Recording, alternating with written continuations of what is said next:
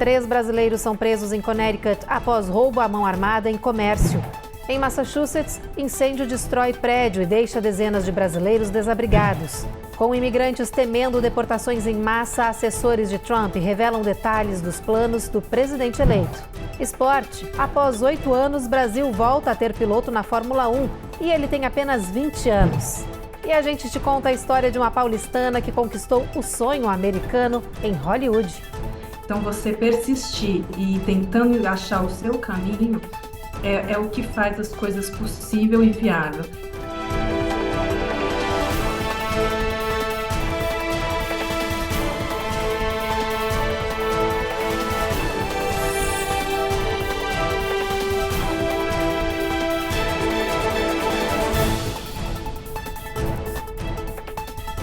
Olá! 3 brasileiros, incluindo um menor de idade, foram presos no estado de Connecticut após roubarem à mão armada um comércio de Danbury. A Giovanna Locatelli nos conta os detalhes do crime cometido por eles. De acordo com o Departamento de Polícia de Danbury, no momento do assalto não havia clientes no local. As informações são de que os suspeitos entraram no comércio e realizaram o roubo. Um deles estaria armado com uma pistola. O grupo fugiu, mas foi capturado logo depois. Entre os 4 presos, um era menor de idade. 3 deles brasileiros. Davidson Alves Moreira, de 26 anos, e Luiz Felipe Pereira da Silva, de 19, irão responder por vários crimes, entre eles porte ilegal de armas de fogo e roubo. Ana Ribeiro dos Santos, de 30 anos, foi acusada de furto, roubo, ameaça, conduta imprudente e conspiração, além de responder a várias infrações relacionadas a veículos. As investigações continuam para esclarecer todos os detalhes do caso e o envolvimento dos suspeitos na ação criminosa. O setor de remoções da imigração da Filadélfia anunciou que deportou dos Estados Unidos um cidadão brasileiro procurado por tráfico de drogas lá no nosso país. As autoridades não divulgaram fotos do detido. Ele foi identificado como Garibaldo Rissato Borges e estava aqui no país de forma ilegal, depois de ter cruzado a fronteira sul na Califórnia, na tentativa de escapar da justiça brasileira. Desde então, ele estava foragido aqui nos Estados Unidos e foi localizado em Maryland. Um incêndio em um edifício de apartamentos em Massachusetts deixou dezenas de brasileiros desabrigados. Por sorte, ninguém se feriu. Em entrevista a uma rede de TV local, o brasileiro José Vitor Sampaio contou que só teve tempo de correr ao ser acordado pela fumaça no meio da noite. Ele, que se mudou para esse prédio nesta semana, disse que perdeu tudo, mas está feliz por estar vivo e pela namorada, que está grávida, estar bem. ID, nothing, no phone, but that's okay. My girlfriend and my baby, she's feeling good. I'm happy. Além dele, outros brasileiros ficaram desabrigados após as chamas consumirem todo o prédio de 6 andares. 40 pessoas viviam aqui. Por sorte, todos os moradores conseguiram sair em segurança e os bombeiros levaram cerca de meia hora para conter o fogo. A Cruz Vermelha foi acionada para dar assistência às famílias que perderam as casas. As causas do incêndio ainda estão sendo investigadas. Um estudo brasileiro encontrou no sangue materno e no cordão umbilical de recém-nascidos níveis elevados de um inseticida que foi banido há décadas do nosso país. A Cone Rocha nos traz os detalhes dessa pesquisa preocupante. O estudo analisou amostras de sangue materno e do cordão umbilical de gestantes e encontrou vestígios de DDE, um subproduto do inseticida DDT. Esse químico foi proibido no Brasil há mais de 30 anos e isso foi o que chamou a atenção dos pesquisadores. Eles acharam incríveis 22% de substância no sangue das mães e 16% nas amostras de cordão umbilical, o que revela que os brasileiros ainda estão expostos a esse produto tóxico, mesmo 3 décadas depois de ele entrar em desuso. Também foram encontradas quantidades menores da substância no leite materno. Isso quer dizer que os bebês podem estar sendo expostos a essa substância durante os primeiros meses de vida. Outras pesquisas já tinham acendido o alerta para o DDT, por essa ser uma substância química capaz de ficar no ambiente e no organismo por muito tempo. No Brasil, ela foi muito usada em campanhas contra a malária e na agricultura a partir dos anos 50. Para os estudiosos, esse novo estudo só reforça a urgência em investigar mais a fundo os efeitos de substâncias tóxicas no ambiente e na saúde humana. E os médicos concordam. Eles reforçam que a presença de pesticidas nos humanos é alarmante, porque eles podem afetar o nosso desenvolvimento e provocar doenças. Inclusive, o DDT é considerado potencialmente cancerígeno, de acordo com a Organização Mundial da Saúde. Depois do intervalo, em meio a medo dos imigrantes sobre deportações em massa, assessores de Trump revelam detalhes dos planos do presidente eleito. E hoje, um juiz declarou ilegal um plano de Biden que favorece os imigrantes casados com norte-americanos.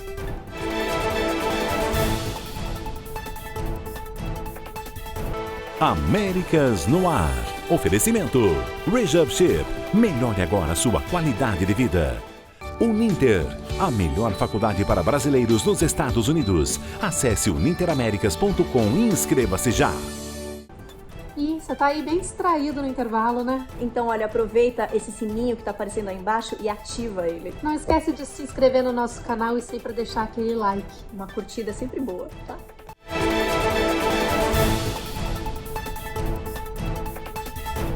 Um juiz federal do Texas declarou ilegal um programa do governo Joe Biden que pretendia acelerar os processos de obtenção de status legal para cônjuges de cidadãos norte-americanos que são estrangeiros. A medida Keeping Families Together foi anunciada pelo democrata em junho e pretendia beneficiar pelo menos 1 milhão de imigrantes que estão aqui no país sem status, mesmo casados com cidadãos. Mas o juiz Campbell Barker disse que o governo federal não tem autoridade legal para implementar a lei. O governo Biden pode recorrer da decisão. Essa barrada na lei de imigração acontece 2 dias depois da eleição de Donald Trump, à medida que cresce a preocupação com as ameaças de deportações feitas pelo presidente eleito. Inclusive, muitos brasileiros estão temerosos com a possibilidade de serem expulsos daqui do país a partir do momento que Trump assumir o poder. Assessores do republicano já estão divulgando detalhes dos planos futuros para fazer o que Trump chama de a maior deportação da história do país. Immediately upon taking the oath of office, I will launch the largest deportation program in American history. Trump repetiu essa frase ao longo de toda a campanha e já disse que vai iniciar o programa de deportação assim que assumir o cargo em janeiro, além de reestabelecer as políticas de fronteira de sua administração anterior e reverter as do presidente Joe Biden. And so this idea of mass deportations, and we've certainly heard the president talk about that, it's not just one day or 1 week or even 1 month, but it's a sustained effort over a period of time. Assessores de Trump, como Chad Wolf, têm revelado detalhes dos planos do próximo governo.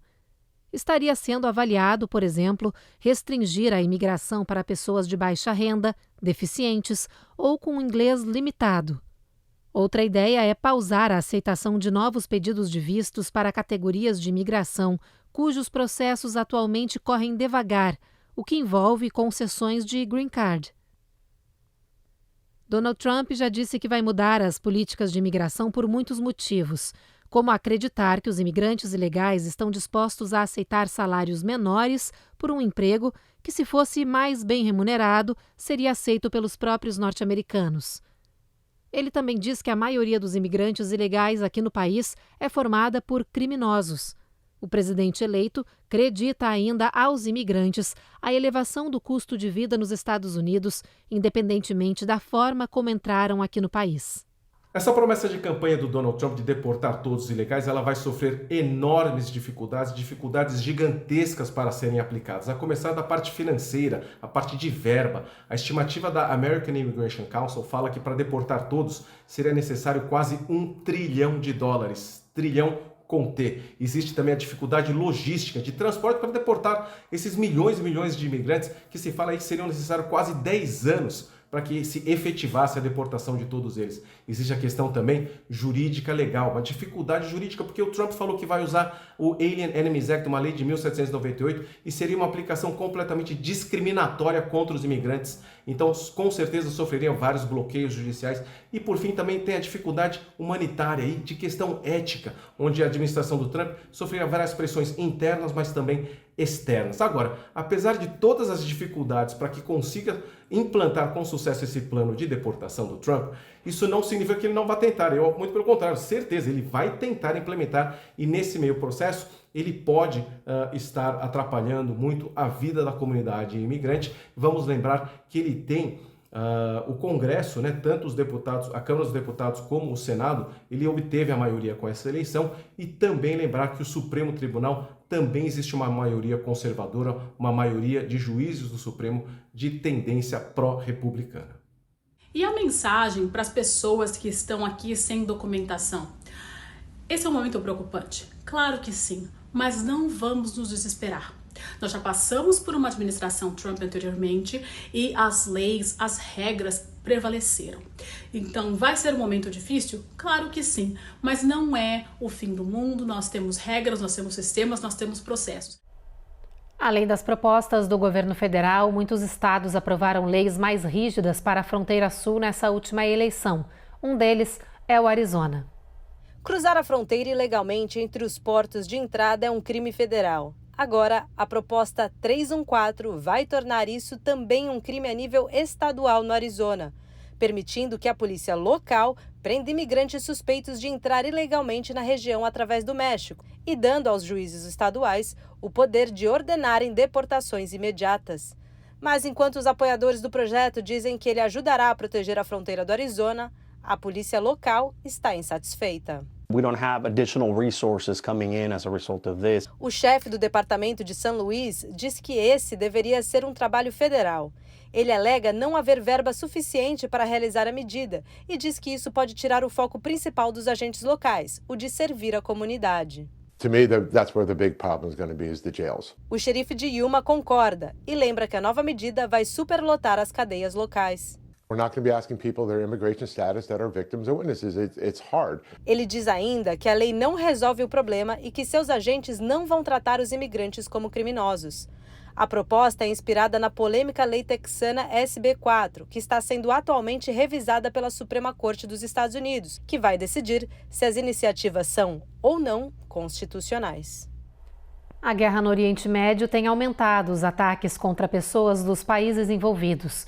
Hoje, Israel repatriou israelenses que quiseram deixar Amsterdã depois que um grupo foi atacado por torcedores durante um jogo de futebol. Após as agressões em Amsterdã, o Gabinete Israelense de Segurança Nacional recomendou que os torcedores do Maccabi Tel Aviv não participassem de um jogo do clube na Itália e pediu que os fãs evitem de exibir sinais que os identifiquem como israelenses ou judeus. O governo teme que as agressões levem a uma onda de ataques no exterior.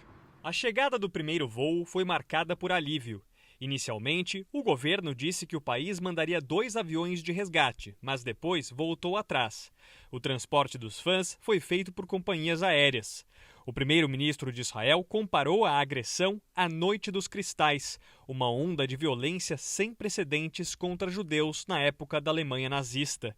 O ministro da Defesa, Israel Katz, agradeceu ao secretário de Defesa norte-americano, Lloyd Austin, por ter condenado os ataques e colocado os Estados Unidos à disposição. Katz tomou posse hoje. Em seu discurso, o ministro afirmou que o principal objetivo da guerra é trazer de volta os 101 reféns dos terroristas do Hamas que estão na faixa de Gaza. Hoje, as forças israelenses anunciaram que vão reabrir um acesso na divisa entre Israel e o centro de Gaza para enviar ajuda humanitária ao território.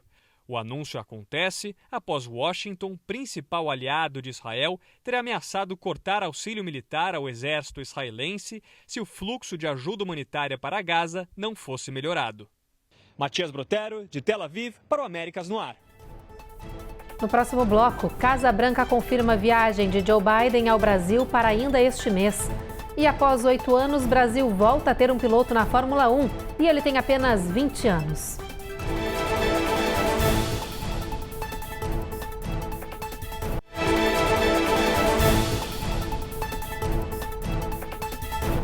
um piloto brasileiro foi anunciado como a nova promessa da Fórmula 1. Gabriel Bortoleto vai começar nas pistas no ano que vem, passando aqui pelos Estados Unidos e, com isso, se tornar o segundo brasileiro mais jovem a estrear na categoria. A new championship leader heading in to the final 2 rounds of the season. Depois de 8 anos sem um brasileiro na Fórmula 1, o paulista Gabriel Bortoleto assume um posto pela Sauber a partir do ano que vem. There's no words that can express what I'm feeling now. Even if the chances were less than probably 1%, we did it and we achieved the impossible. O jovem de 20 anos será o 33º piloto do nosso país na principal categoria do automobilismo mundial e vai reacender o sonho dos amantes do esporte de ver a bandeira do Brasil no pódio. Fiz 12 anos de Fórmula 1, na época do Senna, do Rubinho, do Christian. Era muito animado. Eu monitorava, fazia PR, monitorava o batimento cardíaco de todos os pilotos para passar para a transmissão. Então eu estou muito feliz de saber que agora a gente vai ter um piloto brasileiro de novo na Fórmula 1 e que seu coração bata como o do Senna para mais de 80 quando você ultrapassar alguém. Parabéns! Hey everyone, that's Gabriel. I'm super happy to be announced as a Formula 1 driver and looking forward to it. Em suas redes sociais, o atleta publicou um vídeo em inglês dizendo que está vivendo um sonho. It's a dream. Everyone that is a racing driver is dreaming about becoming a Formula 1 driver one day. Todo mundo que é piloto de corrida sonha em ser um piloto de Fórmula 1 um dia. Eu trabalhei minha vida inteira para chegar aqui. Estou exatamente na posição que queria estar, disse Gabriel. Apesar de jovem, Gabriel carrega nas costas uma imensa responsabilidade, a de ocupar um espaço que já foi de Rubens Barrichello, Felipe Massa, Emerson Fittipaldi e Ayrton Senna. It feels great, of course. I feel very happy and lighter, and it's a great feeling. A equipe Sauber, que passará a se chamar Audi em 2026, disse que garantiu um dos talentos mais promissores do futuro da Fórmula 1. E não é para menos. Sabe quem administra a carreira do brasileiro? Um ex-craque do esporte, o espanhol Fernando Alonso. Fernando Alonso on the podium for the 8th time this season. Nascido em Osasco, Gabriel começou sua carreira aos 6 anos de idade no kart e desde que se profissionalizou tem conquistado títulos. Em 2023 foi campeão da Fórmula 3. Este ano, como piloto da Fórmula 2, lidera a competição. E quem vive nos Estados Unidos e quer ver o brasileiro nas pistas, atenção, no ano que vem tem GP da Fórmula 1 em Miami. A Casa Branca confirmou que o presidente Joe Biden vai ao Brasil nos próximos dias para uma visita à Amazônia e também para a cúpula dos líderes do G20 no Rio de Janeiro. Na agenda está um encontro de portas fechadas com o presidente Lula. Essa será a primeira visita de um presidente norte-americano em exercício à maior floresta tropical do mundo. Biden chegará ao Brasil no dia 17 de novembro. E o Fundo das Nações Unidas para a Infância, Unicef, divulgou um relatório preocupante aqui nos Estados Unidos. Hoje, a seca extrema que vive o norte do Brasil afeta mais de 420 mil crianças na Amazônia. A seca extrema provocada pelas mudanças climáticas afeta a maior floresta tropical do mundo, que se estende por 9 países, especialmente o Brasil, com cerca de 60% do território, seguido por Peru, Bolívia e Colômbia. Nas últimas semanas, importantes afluentes do Amazonas, um dos rios mais longos do mundo, praticamente secaram, com efeitos devastadores, sobretudo para as comunidades indígenas em áreas remotas. Hoje, segundo a Unicef, a seca extrema na Amazônia coloca em risco mais de 420 mil crianças. É que sem as vias fluviais, elas não têm acesso à escola, comida, remédios e hospitais. Inclusive, desde o início da seca, foi registrado um aumento de casos de dengue, malária e desnutrição crônica entre as crianças pequenas. A ONU estima que serão necessários 10 milhões de dólares em doações nos próximos meses para atender a essa emergência climática. A seguir, o álbum de Anitta se torna o primeiro de funk a receber indicação ao Grammy Internacional. E a gente te conta a história de uma paulistana que conquistou o sonho americano em Hollywood.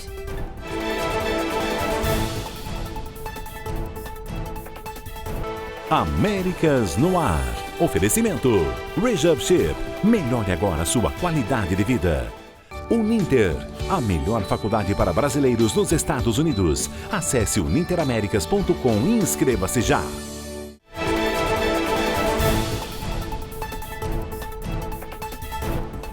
O preocupante incêndio florestal que devasta o sul da Califórnia aumentou de tamanho.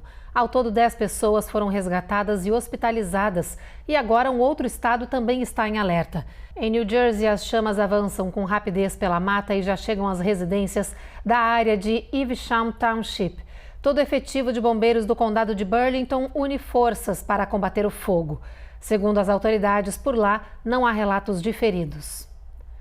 Agora é hora de ver a previsão do tempo para o final de semana aqui no país, gente. Vamos lá para o nosso telão. Olha, a previsão de bastante sol em Boston, mas a mínima fica em 36. Faz sol também em Nova York, já em Norfolk, sol entre nuvens, máxima de 62. Em Atlanta tem pancada de chuva com o sol aparecendo timidamente. Lá na Flórida, gente, previsão de muita chuva, pouco sol na região. Em New Orleans e Houston, olha só a proximidade do furacão que a gente fez o alerta por aqui. Previsão é de bastante trovoada e tempestade, muito alerta nessa área do país. Em El Paso, previsão de sol, máxima de 66 graus Fahrenheit. Em Albuquerque, mínima de 30 graus, tempo encoberto por lá. Em Phoenix vai fazer bastante sol, com mínima de 50. Mesma coisa em Los Angeles, temperaturas bem parecidas nessas faixas. E em São Francisco, no norte do estado, mínima de 52 e máxima de 64.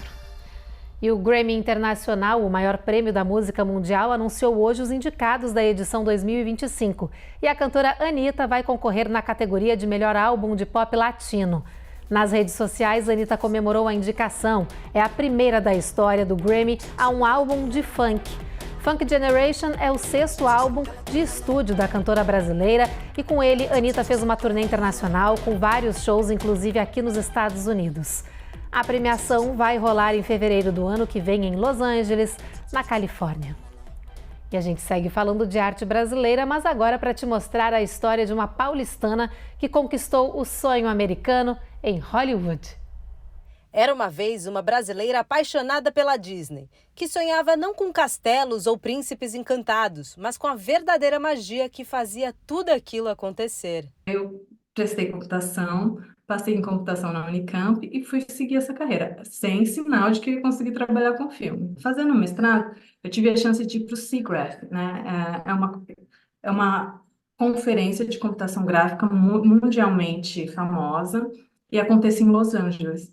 E aí, quando eu fui lá, aí eu vi que tudo que eu sonhava, tudo que eu queria existia, porque lá é uma junção não só de pesquisadores, mas de técnicos, de diretores, de supervisores, de artistas. Tá todo mundo junto ali, todo mundo trocando ideia, todo mundo conversando, todo mundo animado com o mesmo ideal, com o mesmo objetivo, assim. Então eu falei, nossa, existe, o que eu quero existe. Sem fada madrinha para lhe abrir os caminhos com uma vara de condão, Tati Leite foi a própria gata borralheira e trabalhou duro para chegar onde queria, Hollywood. Trabalhei no Homem-Formiga e a Vespa, trabalhei na Capitã Marvel, trabalhei em Vice, trabalhei em Animais Fantásticos, trabalhei em vários, mas o meu queridinho, sem sombra de dúvida, é o Rei Leão. Queridinho porque, né, meu filme de infância, eu amava, sabia as falas todas de cor, todas as músicas. Depois de anos sendo fã da Disney, Tati deixou de ser plateia para ser uma das artistas da empresa ao trabalhar na equipe do filme Homem-Formiga e a Vespa, um dos títulos do universo da Marvel. De lá para cá, foram muitos filmes hollywoodianos no currículo da paulistana. Eu costumo dizer o seguinte, quando a gente vai para um país estrangeiro, a gente não é prioridade naquele país, né? Sendo na área que for, tanto no cinema quanto em qualquer outra área, você não vai ser prioridade naquele país. Então, você já tem que ter essa consciência. Eu acho que quando eu vim da área de engenharia, que já somos uma minoria, a mulher já é uma minoria. E eu achei que a área de efeitos especiais não ia me assustar. E, no entanto, a gente é uma minoria ainda menor, assim. Então, a gente tem produtoras, coordenadoras, a gente tem mulheres em várias outras funções, mas, tecnicamente operando, a gente ainda somos poucas. Então, é um lugar a ser conquistado, porque, assim, por mais que eu queria vir aqui e dizer, não, já estamos de igual para igual, não estamos de igual para igual ainda. Apesar do sucesso e de todo o reconhecimento internacional, a brasileira não faz de conta que a luta foi pouca e sabe que o desafio é ainda maior para quem entra nessa narrativa como ela, sendo uma mulher latino-americana. Eu vejo muito na minha trajetória é persistência, assim, porque não existe, e tem muito. Então, não, dificuldade, barreiras, vai existir, e isso é um fato. Então, você persistir e tentando achar o seu caminho é o que faz as coisas possível e viável. Se você desviar a rota, aí você não consegue. Então, assim, é persistência, persistência e persistência. Escrevendo em primeira pessoa todas as versões de seus finais felizes, Tati dá a receita para quem quer seguir o mesmo roteiro. Que história incrível. Pessoal, um recado importante, segunda-feira é feriado por aqui, a gente tem edição especial do Jornal Américas no ar, não esquece, tá? A gente volta a se encontrar de novo, então, em uma próxima edição. Você fica agora com o Rico e Lázaro na nossa programação. Bom final de semana e bom feriado.